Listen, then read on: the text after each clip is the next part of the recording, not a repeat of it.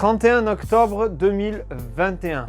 On a fait la Ferrari F40 qui est déjà incroyable. On a fait la Jaguar XJ220 qui est trop rare et tout aussi incroyable que la F40. J'ai une préférence pour la XJ220 personnellement.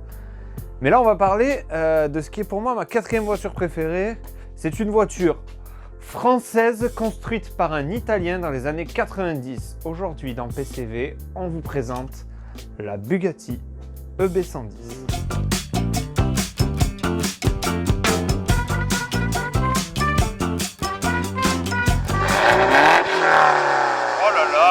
En 1987, l'entrepreneur italien Romano Arcioli achète les droits liés au nom de Bugatti pour créer l'entreprise Bugatti Automobili SPA. Il fait appel à Paolo Stanzani, qui est respectivement le créateur et designer de la Lamborghini Miura et de la Lamborghini Countach. Et il fait appel à lui pour créer un coupé à moteur central arrière. En 1991, plus précisément le 15 septembre 1991, la voiture fut présentée dans un salon. Le nom EB110 n'a pas été donné à la voiture au hasard. La voiture est sortie pour les 110 ans de Bugatti. Pas les 110 ans de la marque, les 110 ans de son créateur, Ettore Bugatti. Le EB110 représente tout simplement E pour Ettore, B pour Bugatti et 110 pour 110 ans.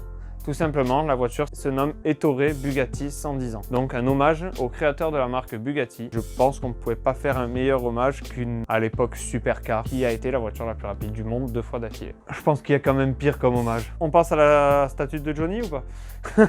Châssis fibre de carbone, V12 de 3,5 litres quadri-turbo, avec un 0 à 100 tombé à 3 secondes 46, ce qui est incroyable pour 1991, et une pointe de 342 km/h. Alors, si vous avez suivi un peu les vidéos, dans la dernière vidéo, on a parlé de la XJ220 qui atteignait les 349 km/h, et j'ai dit que la Bugatti était plus rapide, sachant que là, elle atteignait 342 km/h en 1991, mais la voiture est sortie en 91, alors que la XJ220 est sortie en 92. On verra par la suite pourquoi, pour moi, cette voiture reste la plus rapide des deux et qui fait suite à notre série de mini PCV sur les voitures les plus rapides du monde. Donc, comme je disais, la XJ220 en 1992 est sortie et a battu de nouveau le record du monde de la EB110 qui était donc de 342 km/h, passé à 349 km/h, record du monde de voiture de série la plus rapide du monde. Bugatti ne s'est pas laissé démonter et a créé la EB110 SS, donc Super Sport. On va pas atteindre les points Goldwyn, c'est mort. EB110 Super Sport qui ne développe plus 560 chevaux mais 611 chevaux. Le 0 à 100 passe de 3 secondes 4 à 3 secondes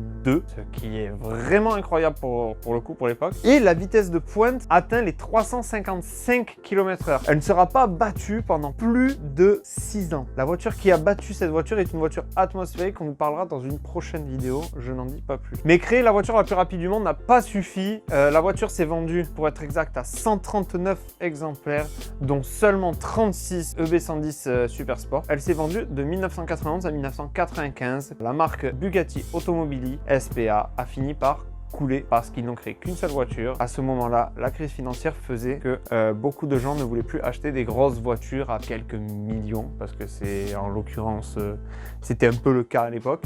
C'était un peu trop indécent de rouler en Bugatti EB110 dans la fin des années 90. Pour moi, c'est une des voitures les plus incroyables du monde. Et vu ce qu'il a détrôné, on peut le comprendre. On va passer au fameux sujet de l'émission, qui est les apparitions de la voiture dans la pop culture. Eh bien, on se pose au même problème que pour la XJ220. On peut oublier tout ce qui est musique, cinéma, animation. Il y a surtout dans les jeux vidéo dans lesquels elle apparaît. C'est-à-dire qu'elle est apparue dans quelques films. Je ne mettrai pas d'extrait parce que c'est vraiment très peu. C'est une voiture qui apparaît dans le fond, comme la XJ, comme la F40, qui apparaissent énormément à droite à gauche, mais dans des fonds, on aperçoit à peine la voiture, ou si on ne fait pas des arrêts sur image, on ne les aperçoit pas. Donc pour moi, ça ne compte pas dans les apparitions de pop culture. Du coup, dans cette émission-là, aujourd'hui, on va parler exclusivement que de jeux vidéo. Parce que dans les jeux vidéo, en l'occurrence, elle apparaît pas mal. Après, c'est une voiture tellement mythique que ça m'étonne même pas. Et ce qui m'étonne même pas aussi, c'est qu'elle ne soit pas apparue dans les films. Vu au nombre d'exemplaires auxquels elle a été produite, je ne pense pas que des gens qui ont acheté cette voiture seraient prêts à la prêter pour un film qui risque de la détruire.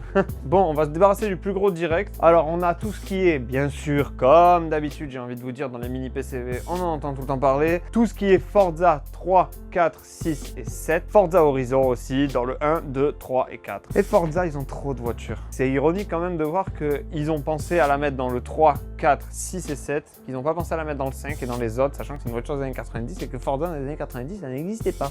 Donc ils auraient pu faire un petit effort et la mettre dans les autres. Sinon, elle apparaît dans The Crew 2 depuis cette année, depuis 2021. Elle est sur le jeu. Donc, sinon sur Nintendo 64, on a eu droit à Automobili Lamborghini Evolution GT, un interlude gameplay.